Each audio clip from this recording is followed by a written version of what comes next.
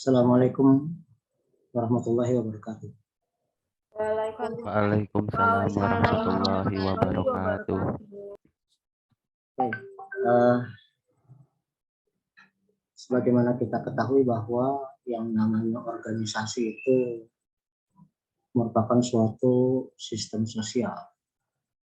Artinya suatu sistem yang terdiri dari berbagai macam unsur-unsur yang masing-masing bekerja sendiri namun saling mempengaruhi, di mana organisasi itu merupakan kumpulan dari manusia-manusia di dalam suatu masyarakat.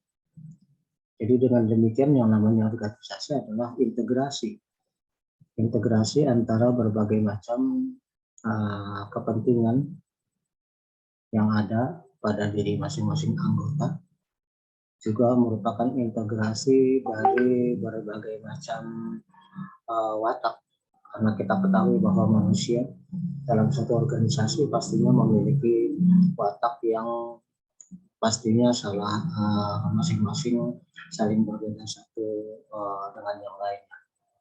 Demikian juga organisasi merupakan suatu integrasi atau penyatuan dari berbagai macam ide, karena di dalam satu organisasi pastilah akan ada macam-macam ide ya dari orang-orang yang ada di dalamnya, berbagai macam gagasan-gagasan, berbagai macam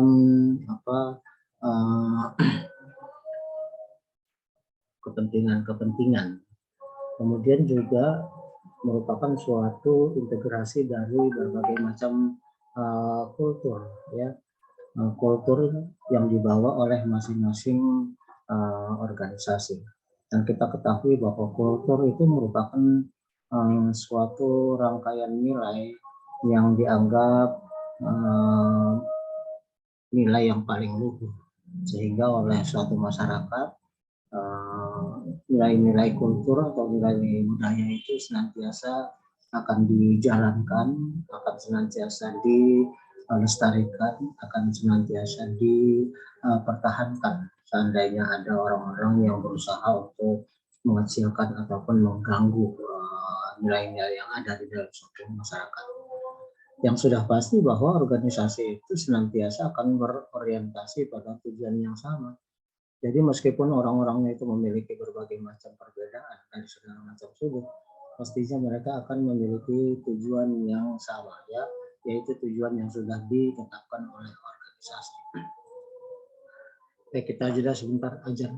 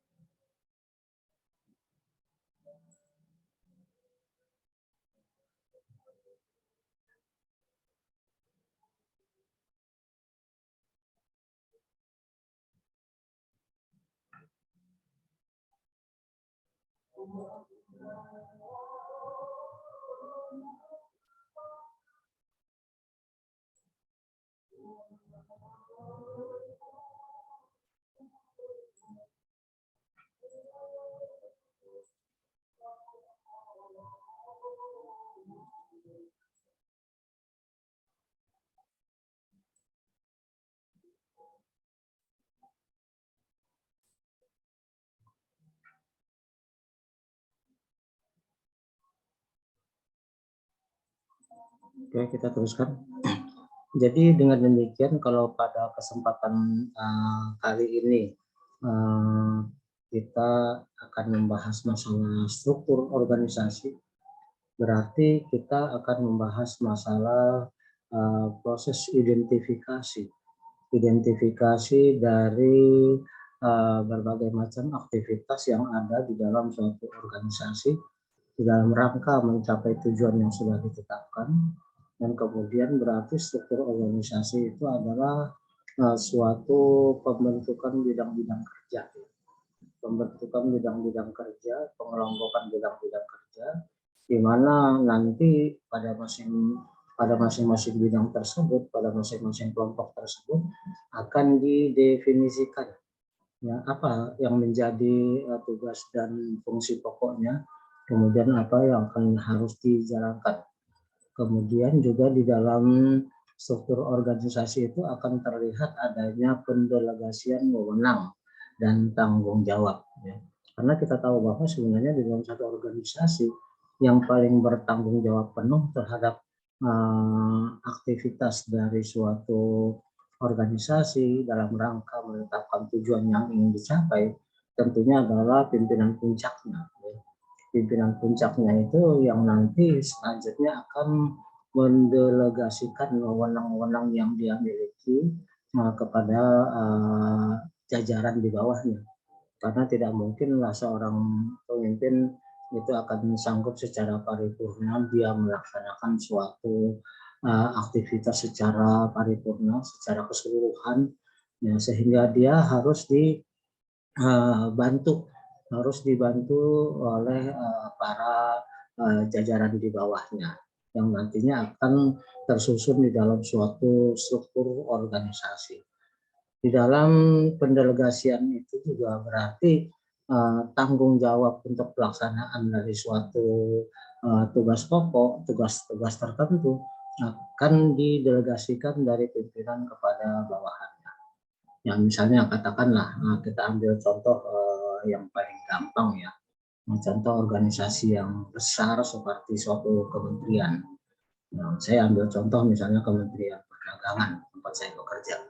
Kementerian Perdagangan tentunya yang bertanggung jawab penuh terhadap masalah perdagangan di Indonesia ini, baik itu perdagangan di dalam negeri maupun perdagangan di luar negeri adalah pastinya Menteri Perdagangan ya. Maju mundurnya atau lancar tidaknya dari suatu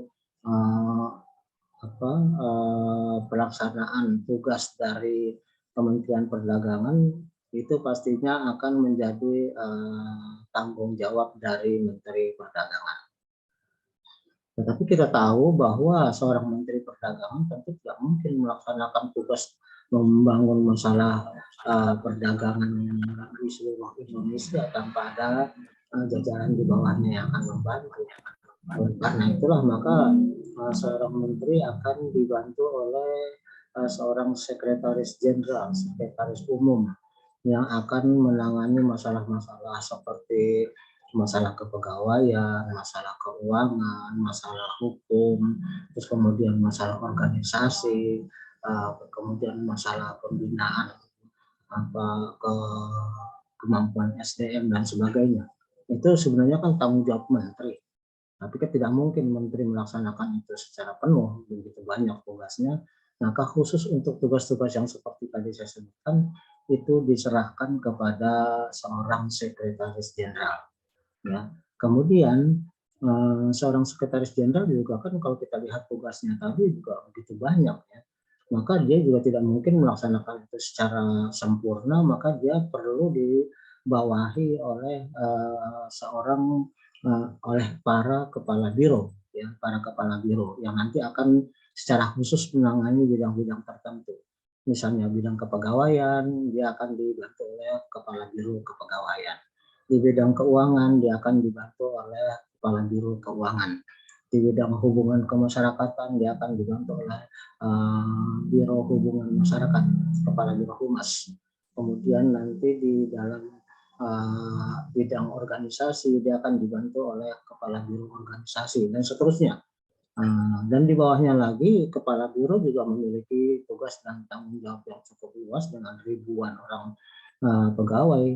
Maka seorang kepala biro kepegawaian akan dibantu oleh kepala bagian Ada yang menangani masalah mutasi, ada yang menangani masalah promosi, ada yang menangani masalah evaluasi dan penempatan pegawai dan sebagainya.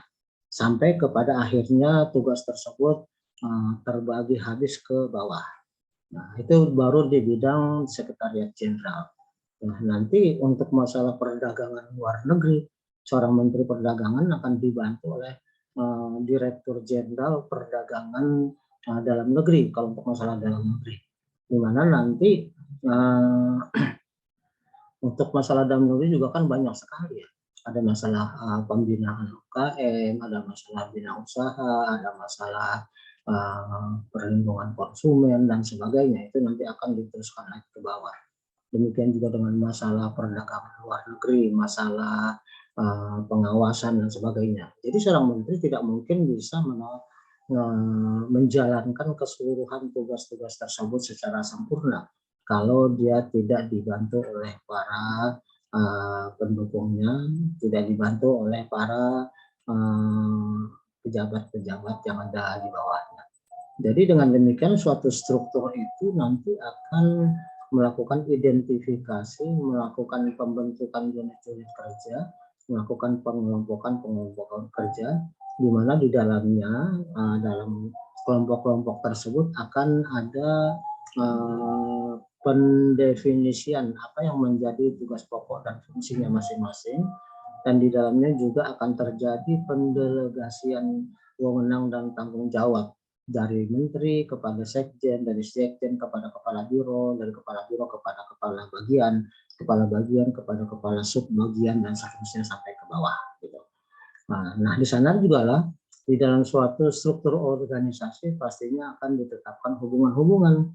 Nah, artinya di bawah sekretariat jenderal itu kan misalnya ada biro-biro, ada biro keuangan, ada biro humas, ada biro kepegawaian.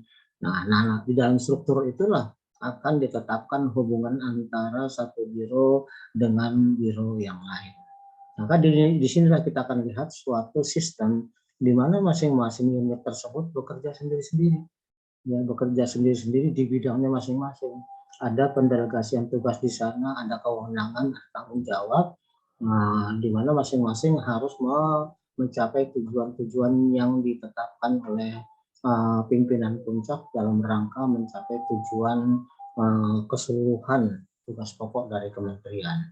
Berarti di sini nanti antara satu bagian dengan bagian yang lain, antara satu biro dengan biro yang lain, itu akan ada hubungan-hubungan yang kita sebutkan di dalam satu sistem, ya, yaitu semua unit-unit itu akan bekerja secara maksimal di bidangnya masing-masing, tetapi dia saling mempengaruhi, sehingga kalau ada salah satu dari unit-unit tersebut yang tidak berfungsi secara maksimal, maka itu nantinya akan mengganggu kerja dari unit-unit yang lain.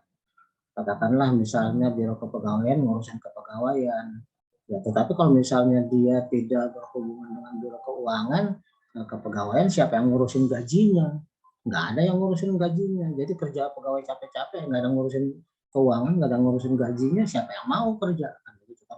Nah, begitu juga andai kata kepegawaian sudah bekerja dengan baik, keuangan sudah bekerja dengan baik, lalu kemudian tidak ada yang melakukan pembinaan dalam masalah keterampilan SDM yang berarti nanti pegawai itu stuck, nanti tidak maju-maju, tidak meningkat kemampuannya. Oleh karena itulah maka di dalam hal ini tetap ada saling ketergantungan menuju tujuan yang sama yang kita sebut sebagai sistem di dalam suatu organisasi. Ini Nurdianti nggak muncul-muncul, apa mau remove?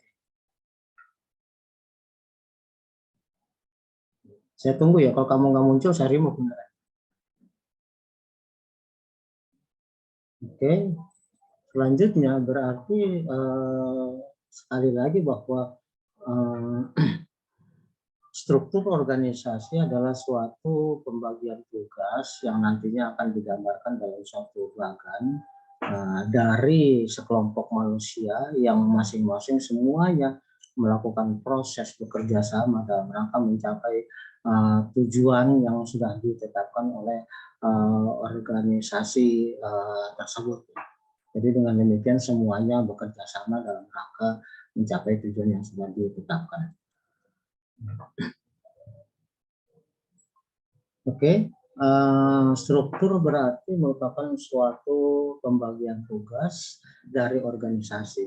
Dengan demikian pembagian tugas itu disebut sebagai struktur organisasi yang selanjutnya nanti akan dituangkan di dalam suatu bentuk bagan. Dalam bagan itu akan terlihatlah yang namanya pembagian kerja.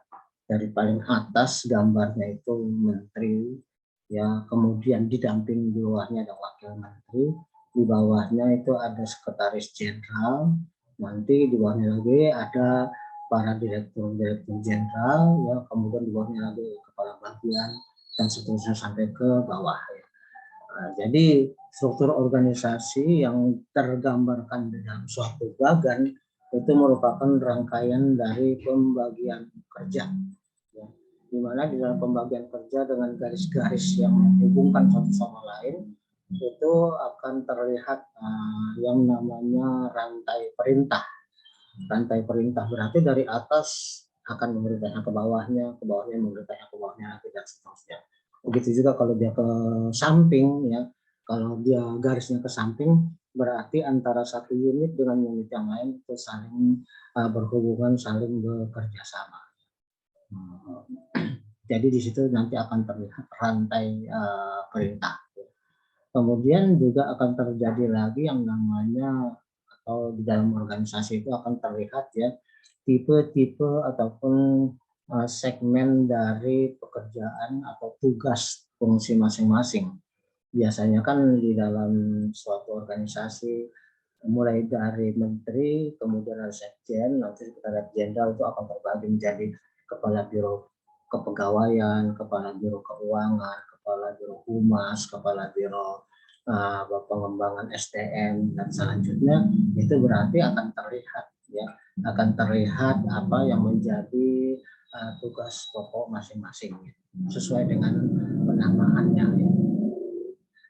Dari struktur itu juga, dari bagan itu juga akan kelihatan tingkatannya. Ya, berarti yang paling dekat dengan pejabat tinggi yaitu menteri adalah para jajaran eselon 1, yaitu direktur jenderal. Jenderal artinya umum. Direktur umum atau direktur jenderal di bidang perdagangan dalam negeri, direktur jenderal di bidang perdagangan luar negeri, direktur jenderal di bidang pengembangan ekspor, dan seterusnya. Nah, kemudian nanti di bawahnya akan lagi ada direktur-direktur. Nah, misalnya di bawah direktur jenderal perdagangan luar negeri, nanti di bawahnya ada direktur jenderal pengembangan ekspor atau direktur jenderal atau katakanlah untuk masalah pengembangan perdagangan luar negeri biasanya masalah ekspornya, masalah impornya, ya, masalah fasilitasinya dan sebagainya. Ya, jadi makin ke bawah itu dilihat dari strukturnya akan terlihat tingkatan-tingkatannya. Ya. Oke, kemudian tentunya yang harus kita pegang adalah sebagai bagaimana sih cara atau kunci atau keyword dalam merancang suatu struktur organisasi. Ya. Yang pertama yang harus diperhatikan di dalam merancang struktur organisasi, ya. Jadi misalnya Anda nanti berkesempatan menjadi pimpinan dari satu organisasi, entah organisasi apalah gitu ya, organisasi Karang Taruna sekalipun, kan tetap saja di bawahnya akan ada strukturnya, akan ada pembagian tugasnya. Apakah Anda Karang Taruna atau Karang Karunya, saya nggak tahu, ya.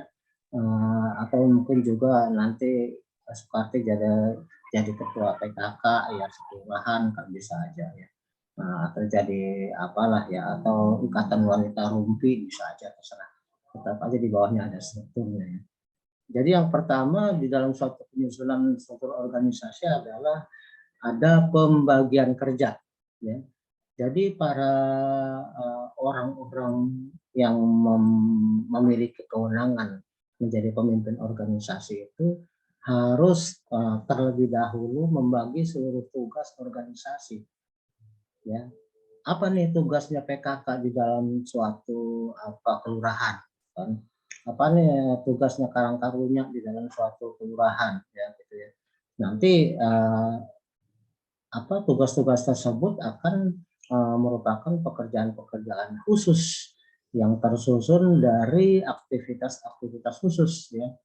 Nah, jadi dari tugas tersebut akan terurai menjadi pekerjaan-pekerjaan tertentu. Dapat dinyatakan bahwa pembagian kerja akan mempengaruhi tingkat prestasi organisasi.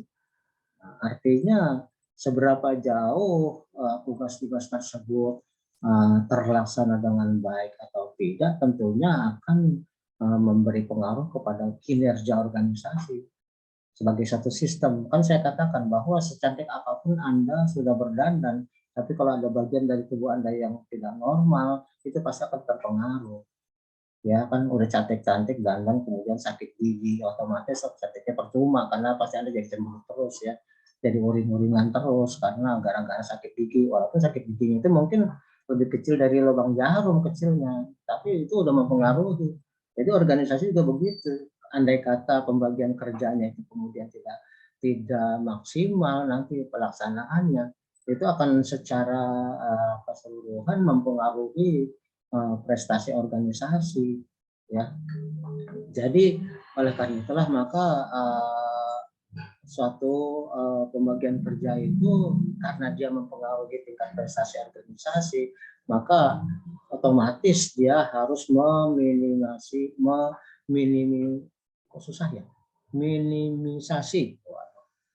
meminimalkan maksudnya, meminimalkan ketergantungan pada individu. Ya, jadi dalam satu organisasi pastinya kan nggak boleh tergantung pada orang. Ya, jadi nggak boleh misalnya karena dia pinter maka hanya dia yang diandalkan sementara yang lain diabaikan, kan nggak boleh. Kalau sudah ada strukturnya maka siapapun mau sepintar apapun dia harus tergantikan. Justru tidak bagus kalau misalnya wah si katakanlah tadi bagus di bidang keuangan mulai dari masuk jadi pegawai sampai pensiun nanti umur 80 tahun dia tetap jadi keuangan terus kan kesian dia nggak menikmati pengalaman di bidang-bidang lain. Nah, dia tetap harus dilakukan mutasi, tour of the duty ya kalau di militer itu alih tugas. Supaya apa? Ya supaya masing-masing mengalami. Nanti kalau misalnya ada orang yang di bidang keuangan seumur umur di bidang keuangan nanti dia berubah menjadi raja kecil itu. Dia nanti akan merasa bahwa keuangan organisasi adalah keuangan dia sehingga dia akan bertindak semaunya sendiri. Kadang-kadang dia malah memperlambat, kadang-kadang dia mempermainkan, kadang-kadang mungkin saja dia akan korupsi karena merasa bahwa itu dia sudah tahu seluruhan dari keuangan organisasi, maka akan timbul celah-celah ya untuk dia memanfaatkan, menyalahgunakan. Ingat bahwa yang namanya korupsi atau satu kejahatan itu tidak senantiasa ada kemauan, tapi juga ada jalan. Karena lamanya seseorang di tempat yang ini kan lama-lama jadi tahu celah-celahnya. Oh nih dalam hal ini nih supaya nggak ketahuan begini, tahu pembukuannya begini. Nah, akhirnya lama-kelamaan itu menjadi celah korupsi. Ada lagi kemauan dia juga. Ada kemauan, ada jalan, otomatis terjadilah korupsi dalam organisasi. Oleh karena itulah maka di dalam satu organisasi tidak boleh tergantung pada individu, tidak boleh tergantung pada satu orang yang dianggap cakap di bidang tersebut. Harus dianggap bahwa semua orang itu memiliki kemampuan untuk dilakukan tour of the duty. Jadi katakanlah pada satu saat dia bekerja di bagian keuangan, maka setelah sekian tahun dia harus dipindah di bagian kepegawaian. Nanti setelah sekian tahun lagi dia dipindah lagi di bidang pelatihan dan seterusnya. Sehingga dia pada dengan adanya pergantian tugas itu dia akan menjadi lebih pintar karena ada pengalaman. Nah itulah dari situ akan dilihat bahwa ketika dia berpindah dari satu tempat ke tempat yang lain, kinerjanya itu makin menjadi baik, maka itulah yang menjadi dasar bahwa dia nanti akan naik tingkat dari pegawai menjadi kepala sub, dari kepala sub nanti naik lagi menjadi kepala bagian, gitu kan? Nanti dari kepala bagian naik lagi jadi kepala biro, dari kepala biro mungkin dia nanti naik lagi menjadi kepala direktur jenderal, atau mungkin suatu saat dia bisa jadi menterinya, atau mungkin malah jadi presidennya. Jadi tidak akan sehat suatu organisasi kalau orangnya itu ditempatkan pada satu tempat yang sama secara terus-menerus. Kenapa? Itu yang namanya akan terjadi handicap. Handicap artinya ketergantungan. Seolah-olah kalau misalnya nggak ada dia, dunia runtuh. Itu nggak boleh. Seolah-olah kalau nggak ada dia, organisasi itu ambruk. Nah, sehingga dengan demikian organisasi menjadi tergantung pada individu. Organisasi menjadi apa namanya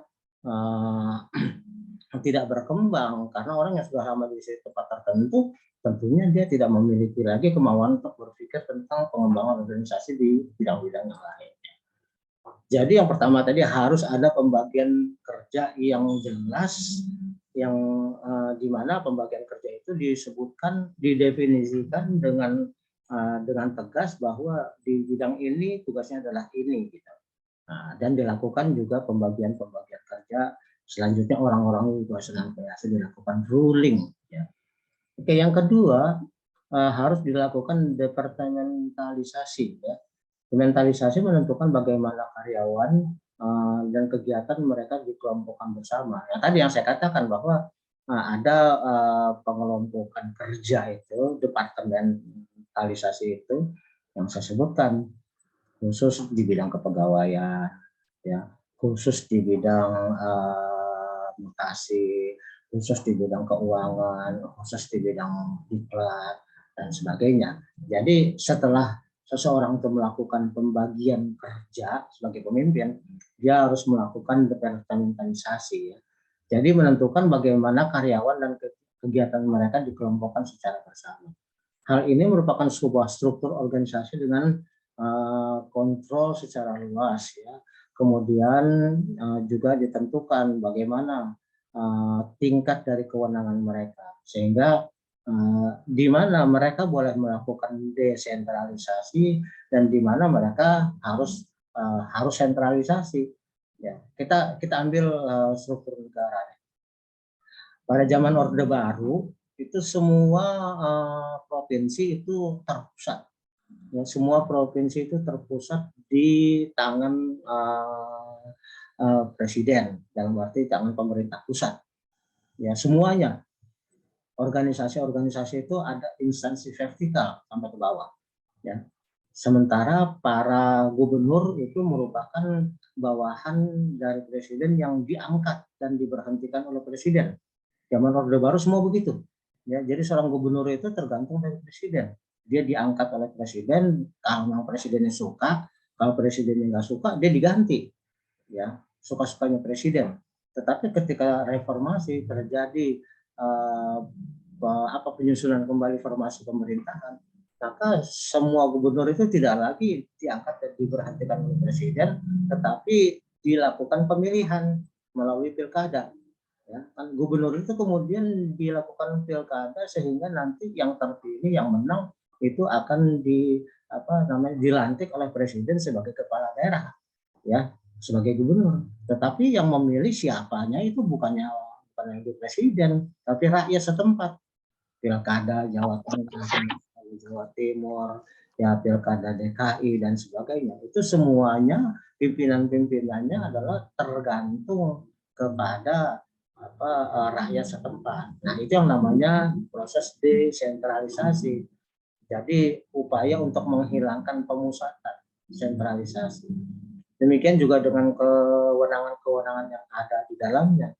Dulu di zaman Orde Baru, pejabat-pejabat yang terkait dengan departemen semuanya itu diangkat oleh pusat, ya, oleh menteri, sehingga daerah itu hanya menerima pekerjaan yang sangat sedikit, ya, sangat sedikit sekali. Tetapi begitu reformasi, maka semua diserahkan kepada daerah, ya. Nanti gubernur yang akan melakukan pemilihan, ya, untuk tingkat provinsi. Untuk tingkat kabupaten kota, ya akan pemilu lagi. Untuk pemilu kan ada pilkada bupati, ya, ada pilkada wali kota. Ya. Nah, sekarang di zaman reformasi semua tidak lagi dikuasai pusat, tapi didesentralisasi ke daerah, diserahkan tugasnya ke daerah. Hanya beberapa saja yang tetap dipegang pusat. Misalnya apa? Misalnya masalah keuangan. Masalah keuangan tetap dipegang oleh Kementerian Keuangan, tidak diserahkan ke daerah, tidak dilakukan otonomisasi. Kenapa? Kalau dilakukan otonomisasi nanti orang masing-masing daerah bikin cetak sendiri-sendiri lagi. Ya, ada uang Jawa Timur, ada uang Jawa Tengah, ada uang DKI, susah sekali kalau begitu kan. Jadi berantakan. Maka masalah keuangan tetap dipegang oleh Kementerian Keuangan. Ini namanya instansi vertikal. Jadi pejabat-pejabat yang ada di daerah, masalah keuangan tetap menjadi kewenangan menteri yang bersangkutan, tidak diserahkan kepada daerah. Nah, sementara kalau yang diserahkan kepada daerah seperti perdagangan, perhubungan, UKM, terus kemudian pariwisata, itu diserahkan kepada daerah, terserah daerah mau mengangkat siapa, itu urusannya kepala daerah masing-masing ya. Jadi tingkat provinsi nanti yang angkat adalah gubernur, tingkat kabupaten ya tentu nanti yang angkat adalah bupati atau wali kota, tapi tidak tentu karena dari pusat. Gitu.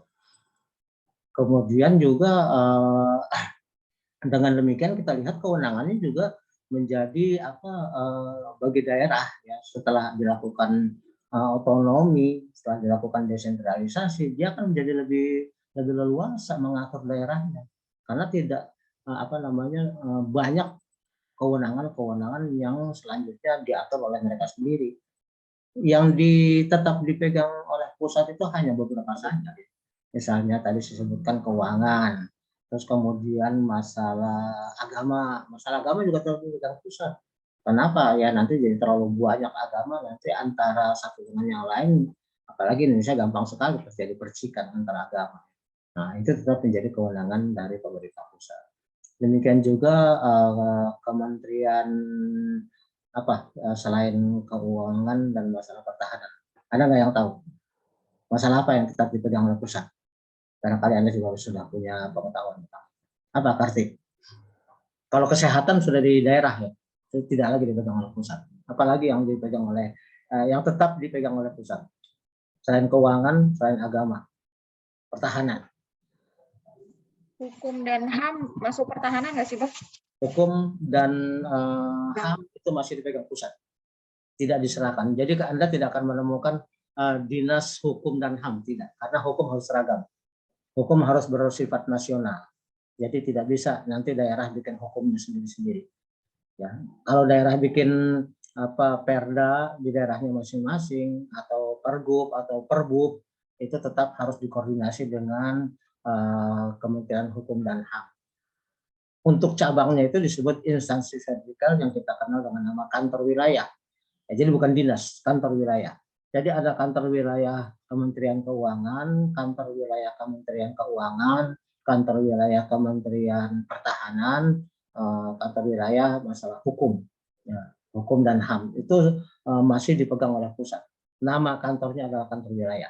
Yang selebihnya ada dinas koperasi, ada dinas kesehatan, dinas pariwisata, dinas perdagangan, dinas sosial, dan dinas-dinas yang lain itu semua diserahkan kepada daerah masing-masing. Karena daerah masing-masing juga yang lebih tahu potensi di bidang tersebut ya. Ada daerah yang merupakan pusat-pusat perdagangan, ada daerah yang lebih dominan di bidang pertanian, ya kan? Ada yang lebih dominan di bidang pariwisata seperti Bali, gitu kan? Ada yang lebih dominan di bidang kehutanan, gitu ya.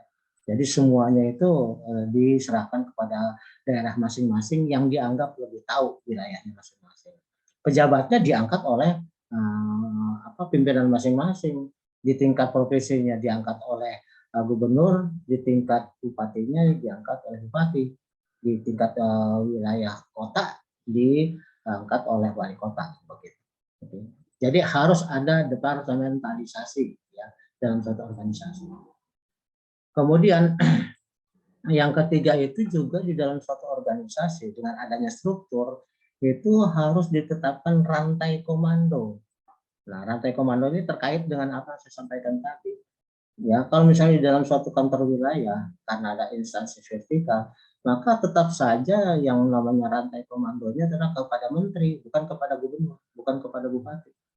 Tetapi untuk yang dinas-dinas rantai komandonya itu diserahkan kepada pejabat setempat, ya. Jadi misalnya dinas kesehatan, itu tidak bertanggung jawab dan juga tidak diangkat atau diberhentikan oleh Menteri Kesehatan lagi, tetapi oleh bupati kalau tingkat kabupaten. Ya, di tingkat provinsi nanti dinasnya diangkat oleh gubernur. Berarti komandonya dilakukan oleh gubernur. Komando di kabupaten dilakukan oleh bupati, wali kota oleh wali kota gitu ya. Jadi dengan demikian rantai komando itu juga akan terlihat di dalam suatu struktur organisasi. Di dalam rantai komando ini kan kita lihat akan ada garis wewenang ya, garis wewenang yang mulai terhubung dari yang puncak katakan bupati, itu mulai dari bupatinya sampai kepada kebawahan-bawahannya, struktur organisasi suatu wilayah itu tentunya akan terlihat jenjangnya bertingkat-tingkat. Nah itu akan memperlihatkan rantai komando. Ya, kalau di kementerian seperti saya ceritakan di awal, nanti para pegawai dikoordinasi oleh kepala sub, ya kan? Nanti para kepala sub dikoordinasi oleh kepala bagian, gitu kan? Kepala bagian nanti dikoordinasi oleh direktur. Para direktur nanti dikoordinasi oleh direktur jenderal. Para direktur jenderal dikoordinasi oleh menteri. Para menteri dikoordinasi oleh presiden. Seperti begitu. Nah, jadi kalau di negara kita puncak organisasi tertinggi tentunya adalah presiden sebagai eksekutif. Tentunya di bidang lain demikian juga, ya, di bidang legislatif, di bidang yudikatif, ya kan. Di bidang legislatif ya tentunya DPR kan punya struktur lagi ke bawah, ya kan. Begitu juga dengan legislatif, begitu juga dengan TNI, ya. Nah itu juga masing-masing punya rantai komando, punya strukturnya masing-masing. Oke, kemudian di dalam pembentukan suatu struktur organisasi juga harus ditetapkan rentang kendali. Ya, rentang kendali artinya satu unit tugas itu harus mengacu kepada berapa jumlah orang yang ada di dalamnya. Ya, kemudian bagaimana cara mereka melakukan pelaporan ke tingkat-tingkat berikutnya dalam satu hierarki. Ya. Jadi ada bagian yang berdasarkan rentang kendali itu bagian-bagian yang punya jumlah pegawai cukup besar. Ya, ada juga yang nggak perlu banyak-banyak, tergantung dari tugasnya ya. Ya, tergantung dari tugasnya. Ya. Kemudian juga di samping struktur yang biasanya dijabat oleh pejabat yang seperti saya sebutkan tadi, mulai dari menteri sampai kepada kepala sub, itu kan ada lagi yang namanya para fungsional. Para fungsional ini tidak memiliki suatu struktur organisasi tersendiri, tapi dia akan melaksanakan tugas khusus, ya, tugas khusus yang dibebankan oleh pimpinan unit gitu. Ya. Dan ini biasanya langsung bertanggung jawab kepada pimpinan dan organisasi. Ya. Katakanlah misalnya saya ambil contoh di organisasi kantor saya ya, kantor Abah. Itu kantor Abah itu namanya Pusat Pengembangan SDM Ekspor dan Jasa Perdagangan. Ya, perdagangan jasa. Namanya PPEJP. Pusat Pelatihan Ekspor, Pusat Pelatihan SDM Ekspor dan perdagangan dan jasa perdagangan. Saya kadang-kadang perdagangan jasa atau jasa perdagangan. Yang sebenarnya adalah jasa perdagangan. Jasa perdagangan kan ya katakanlah misalnya orang-orang yang melakukan trading, orang-orang yang melakukan forex, itu kan jasa-jasa perdagangan. Yang paling kecil tukang pijit juga jasa perdagangan. Ya kan, tukang cukur loh kan jasa perdagangan. Dia jualan tapi bukan barang tapi jasa gitu kan. Ya, banyak lagi seperti juga katakanlah seperti franchise. Nah, franchise itu kan jasa perdagangan. Oke, orang-orang yang memiliki tugas khusus ini seperti saya sebutkan tadi di kantor saya itu pusat pengembangan ekspor, pusat pengembangan SDM ekspor dan jasa perdagangan, itu di bawahnya ada strukturnya, yaitu ada kepala bagian tata usaha, Terus kemudian ada kepala bidang tata operasional, ada kepala bagian pengembangan diklat, dan ada bagian promosi dan kerjasama. Nah, saya pernah di bagian jadi kepala bagian promosi dan kerjasama itu dulu selama kurang lebih 3 tahun, lalu kemudian saya dipindah menjadi kepala bagian kerjasama dan promosi luar negeri. Ya. Kemudian saya pernah lagi dipindah lagi kemana-mana lagi, tapi seakhirnya saya menetap di fungsional, yaitu fungsional sebagai tenaga pengajar di pusat pelatihan tadi sampai sekarang. Jadi saya tidak memiliki struktur lagi, saya tidak memiliki satu jabatan lagi, tetapi mengemban tugas sebagai pengajar. Kalau kalian bisa bandingkan misalnya di kampus, di kampus itu ada kelompok dosen kan, kelompok pengajar, itu namanya fungsional dosen. Tapi kan nanti di bawah rektor itu ada para dekan, ya kan? Di bawah dekan itu ada wakil dekan, wakil dekan 1, wakil dekan 2, wakil dekan 3, gitu kan ya. Coba saya tanya nih, Anda punya dekan siapa ekonomi? Jangan-jangan nggak ada yang tahu nih dekan siapa. Pak Asep, Bah. Ya, Pak Asep, Ferry Bastian. Oke, terus kemudian di bawah Pak Asep itu ada para pembantu dekan. Nah, pembantu dekan itu di FEB itu kalau saya salah cuma 2. Siapa? Pembantu dekan 1 siapa? Bu Ana, Bah. Ya, Bu Ana. Pengembangan bidang apa Bu Ana itu? Bagian itu apa? Akademik. Nah, bagian akademik. Jadi Bu Ya. Ana itu tugas tanggung jawabnya adalah bertanggung jawab mengelola masalah akademik dari FEB yang nyusun mata pelajaran, mata kuliah ya. Itu nanti dia juga bertanggung jawab siapa ngajar apa, Pak Dayat ngajar apa, Pak Hussein ngajar apa, Pak ini ngajar apa. Itu urusan bidang 1, termasuk juga menentukan nanti khusus untuk perilaku organisasi apa harus ngajarin ini ditentukan oleh PD1 itu, pembantu dekan 1, wakil dekan 1. Nah, Bu Ana itu yang menentukan. Saya ngajar, misalnya saya di samping perilaku organisasi juga harus ngajar aspek hukum dalam ekonomi Islam. Sudah ditentukan itu yang namanya kisi-kisinya, ya, yang namanya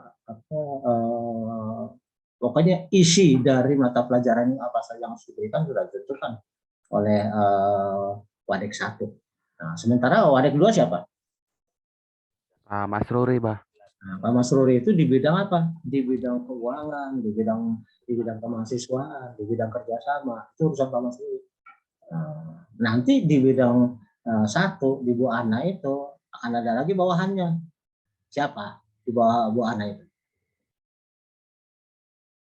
Itu Kaprodi kali ya, Bah? Nah, Kaprodi di situ kan ada beberapa bidang. Prodi akuntansi misalnya. Siapa? Bu Nela, Bah. Nah, itu dia bertanggung jawab di bidang penyelenggaraan pendidikan di bidang prodi akuntansi. Sementara yang satu lagi ada di bidang manajemen. Siapa bidang manajemen? Pak Bagus, Bah. Agus Manunggal. Kamu semua ini kan manajemen ya, berarti kamu di bawah koordinasi Pak Bagus Manunggal. Nah, terus kemudian saya nggak tahu prodi syariah udah ada belum? Seharusnya kan kamu ada akuntansi, ada manajemen dan ada syariah. Tapi kayaknya dalam struktur belum ada ya. Prodi syariah ada nggak? Saya nggak tahu. Belum ada, Bah. Belum ada. Berarti untuk sementara masih dipegang oleh 2 orang itu. Mungkin langsung dikoordinasi oleh Bu Ana. Nah, di samping struktur itu, yaitu dekan, para wakil dekan, dan para kaprodi, nah, ada lagi yang juga ikut mendukung. Siapa misalnya? Pak Tarjo. Pak Tarjo itu khusus di bidang di bidang evaluasi dan juga di bidang pengembangan mutu. Jadi Pak Tarjo punya tugas khusus di situ. Dia tidak bertanggung jawab kepada masing-masing apakah manajemen atau akuntansi, tapi dia melakukan pengembangan mutu pengajaran, pengembangan mutu akademik, pengembangan mutu atau kualitas mahasiswa, kualitas dari dosen dan sebagainya. Nah, itu adalah struktur. Sementara yang namanya dosen itu adalah fungsional. Ya, jadi mereka tidak punya jabatan, tapi tugasnya masing-masing. Seperti saya ngajar apa aja, kemudian dosen yang berikutnya ngajar apa aja, gitu ya. Itu adalah kelompok-kelompok yang disebut sebagai kelompok fungsional. Kelompok fungsional ini tidak punya rentang kendali ya. Jadi artinya tidak dibatasi. Misalnya tadi tuh, kalau misalnya dekan kan dibatasi hanya 2 wakil dekan, ya kan? Terus kemudian seorang kaprodi di bidang 1, Bu Ana misalnya, kan hanya 2 kaprodinya, ya. Sementara kalau yang namanya fungsional, ya sebanyak-banyaknya lah, tergantung dari jumlah mahasiswanya. Kalau mahasiswanya makin lama makin banyak, itu akan dibutuhkan dosen-dosen yang juga makin banyak. Kan nggak mungkin saya aja sekarang ya untuk saya nggak tahu jumlah mahasiswa sekarang, ya mungkin sekitar 600-an ya, dibagi sekian kelas. Saya kebagian 7 kelas ini. Ya, saya kebagian 7 kelas. Mungkin ada dosen yang kebagian 6 kelas, ada kebagian 5 kelas dan sebagainya. Jumlah dosen juga menjadi tidak dibatasi. Jadi kalau fungsional itu tidak ada rentang kendali dalam arti jumlah dari mereka itu tidak dibatasi. Kalau struktural dibatasi, yang bisa banyak-banyak. Dan juga yang namanya dosen tidak punya kewenangan selain ngajar doang. Saya mana bisa punya kewenangan katakanlah melakukan suatu tugas di luar mengajar, nggak punya. Di kantor juga begitu, tugas saya hanya mengajar. Saya tidak punya kewenangan di bidang keuangan, di bidang kepegawaian, di bidang apa, yang bidang-bidang yang lain tidak punya kewenangan. Tugas saya hanya mengajar. Baik di kantor maupun di UNES saya tugasnya hanya mengajar. Oke. Yang berikutnya di dalam satu organisasi yang harus diperhatikan juga yang seperti saya sebutkan tadi adalah masalah sentralisasi dan desentralisasi. Sentralisasi berarti bahwa pengambilan keputusan itu dipegang oleh sekelompok orang ya yang adanya di hierarki atas ya. Jadi suatu struktur direktur ya dia pastinya akan memiliki kewenangan atas direktur-direktur di bawahnya. Ya, kalau zaman dulu yang saya katakan tadi, presiden itu memiliki kewenangan untuk mengangkat dan memperhatikan para gubernur. Itu namanya sentralisasi. Tapi begitu reformasi, maka terjadi desentralisasi. Artinya sentralisasi tidak berlaku lagi, tidak di pusat lagi, tapi diserahkan kepada daerah masing-masing. Itu namanya desentralisasi. Jadi suatu organisasi yang ingin menyusun struktur juga harus memperhatikan masalah sentralisasi dan masalah desentralisasi. Ada bidang-bidang yang diserahkan ke bidang lain, ke bawahnya, tapi ada bidang-bidang yang dipegang sendiri. Kayak tadi tuh ya, masalah dinas, masalah instansi vertikal, masalah kantor wilayah, itu adalah wujud dari sentralisasi dan desentralisasi. Oke, jadi dengan demikian kita akan melihat bahwa sentralisasi maupun desentralisasi itu akan punya plus minus di dalam pengambilan keputusan. Ya, misalnya di dalam masalah sentralisasi, kira-kira apa plusnya? Berarti plus dari suatu organisasi yang memiliki sentralisasi. Plusnya apa kira-kira?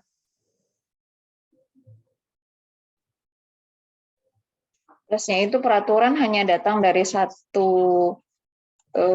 maksudnya dari satu atasan aja gitu, Mbak. Jadi nggak campur-campur. Oke.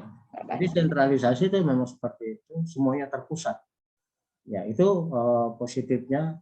Artinya kalau sentralisasi memang semuanya menjadi lebih cepat. Karena diputuskan oleh satu orang, misalnya di Indonesia dulu ya. Kalau presiden nentuin, maka secara otomatis serempak di seluruh daerah akan sama. Akan seragam keputusannya, karena semuanya di tangan presiden.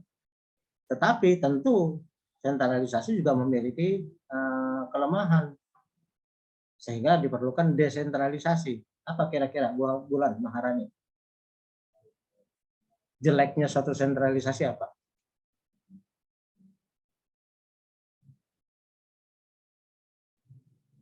Minusnya sentralisasi.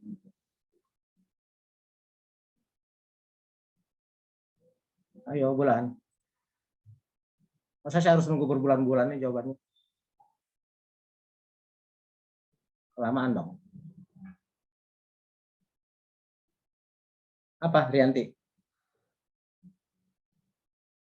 Ya, Abah. Minusnya sentralisasi apa? Jeleknya sistem sentralisasi.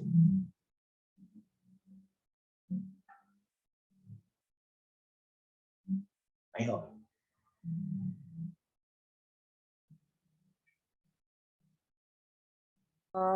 Biasanya sih kualitas manusia yang kurang kreatif gitu, Bah. Jadi lebih apa-apa harus disuruh gitu.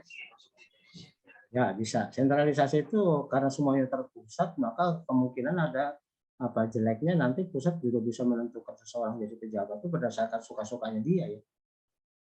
Ya kan? Bisa jadi suka-sukanya dia. Jadi orang itu diangkat menjadi gubernur belum tentu karena dia cakap, tapi karena dekat dengan presiden. Kan begitu. Nah, tetapi juga yang namanya desentralisasi juga demikian. Ada plusnya, ada minusnya. Nah, kira-kira gimana, Bintang? Plusnya dari atau kebaikan dari sistem desentralisasi apa?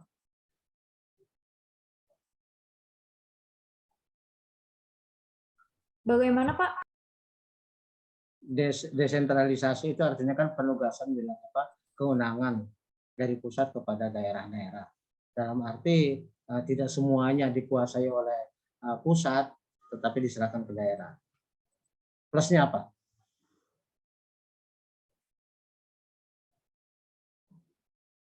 Bentar, Abah.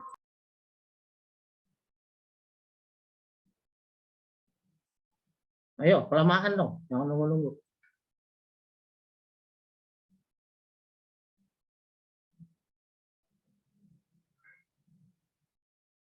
Ananda, bantu. Itu sebabnya saya kalau kuliah minta Anda konsentrasi. Plusnya ya jadi lebih fleksibel gitu, Bah. Gimana fleksibelnya? Kayak apa ya? Kayak gitu dah. Terus pokoknya udah lebih fleksibel gitu. Saya bingung kata-kata gimana. Kalau meningkatkan inovasi. Gimana? Meningkatkan inovasi. Inovasi. Desentralisasi memang menyebabkan setiap daerah itu memiliki kreativitas. Plusnya, bagusnya, nanti daerah-daerah itu akan melakukan saling berlomba-lomba. Ya kan? Wah, jangan sampai dia kalah dengan daerah lain. Dan karena kewenangannya sekarang ada sama dia, tidak lagi ditentukan oleh pusat, ya, maka bagusnya adalah seperti itu. Jadi daerah masing-masing akan berlomba-lomba. Misalnya Jawa Barat nggak mau kalah dengan Jawa Tengah, Jawa Tengah nggak mau kalah dengan Jawa Timur, Jawa Timur nggak mau kalah dengan Banten. Ya, boleh dikatakan dengan desentralisasi akan tercipta suatu fastabiqul khairat, berlomba-lomba di dalam kebaikan. Karena apa? Karena kan kewenangan udah daerah masing-masing. Jangan sampai daerah dia ketinggalan dari daerah lain. Maka dia akan terdorong untuk melakukan kreativitas dalam rangka membangun daerahnya masing-masing. Tetapi desentralisasi juga pastinya akan memiliki minus. Apa kira-kira minusnya dari suatu desentralisasi? Dewi Fitriana. Oh, kok yang saya tanya cewek semua nih. Coba deh, Rohman. Apa jeleknya sistem desentralisasi? Mungkin lebih susah ngontrolnya kali, Bang. Lebih susah mengawasi dalam hal mengontrol gitu. Misalnya apa? Misalnya kebijakan-kebijakan misal pariwisata atau misal dalam kaitan banyak sih, Bang, kebijakan-kebijakan, misal kebijakan-kebijakan daerah yang tidak sejalan sama pemerintah pusat misal. Ya, jadi lebih susah mengawasinya, lebih susah mengontrolnya. Benar-benar. Minusnya di situ. Desentralisasi, misalnya pemerintah pusat menetapkan suatu kebijakan. Itu kan nanti terjemahannya ada di masing-masing daerah.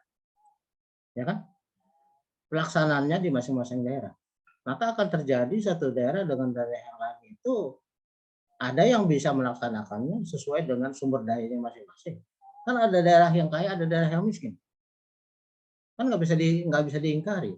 Ada daerah yang potensi sumber ekonominya kaya, tetapi ada juga daerah yang sumber ekonominya kurang, ya kan? Maka disitulah kemudian berarti kebijakan dari pusat itu akan bervariasi, pelaksanaannya di daerah masing-masing. Di samping itu juga kebijakan pusat itu seringkali diterjemahkan lain sehingga bisa jadi antara satu daerah dengan daerah lain kebijakan jadi beda-beda.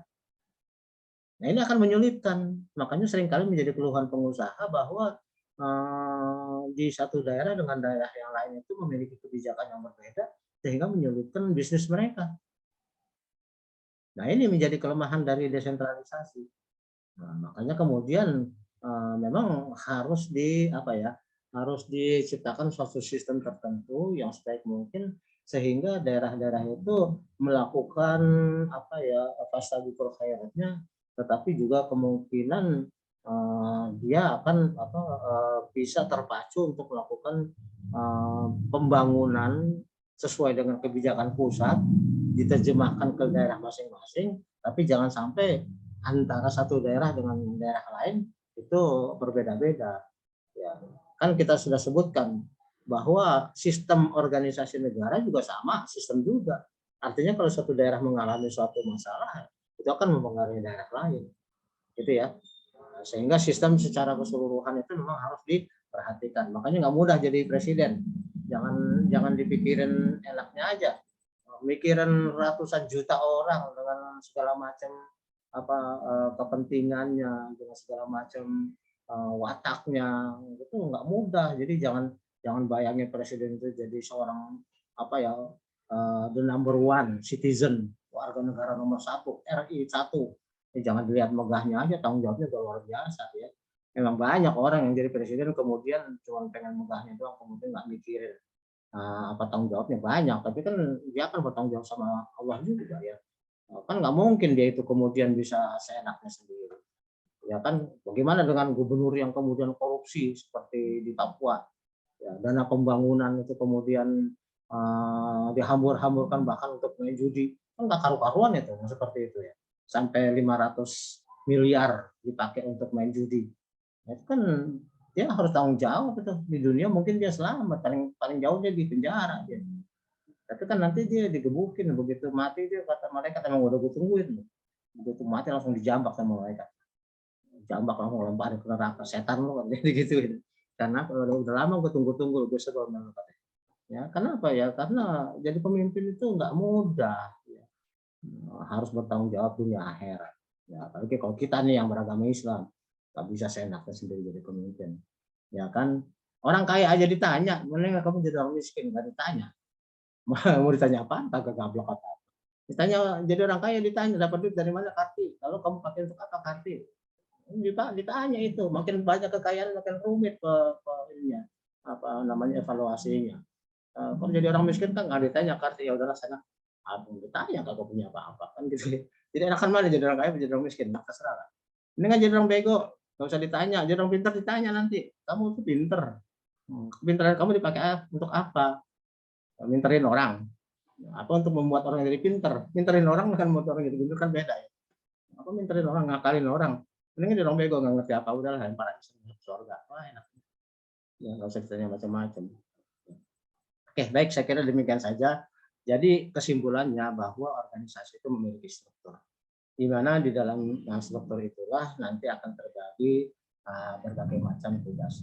Dan kita belum sampai kepada masing-masing tugas itu nantinya akan berpengaruh pada perilaku organisasi maupun perilaku orang-orang yang ada di dalam organisasi. Ya, nanti akan kita teruskan dalam kuliah. Saya sudah katakan berkali-kali nggak pernah mau kuliah lama-lama. Saya meniren, kamu juga bosen dengerinnya, ya kan? Jadi kita cukupkan 1 jam saja.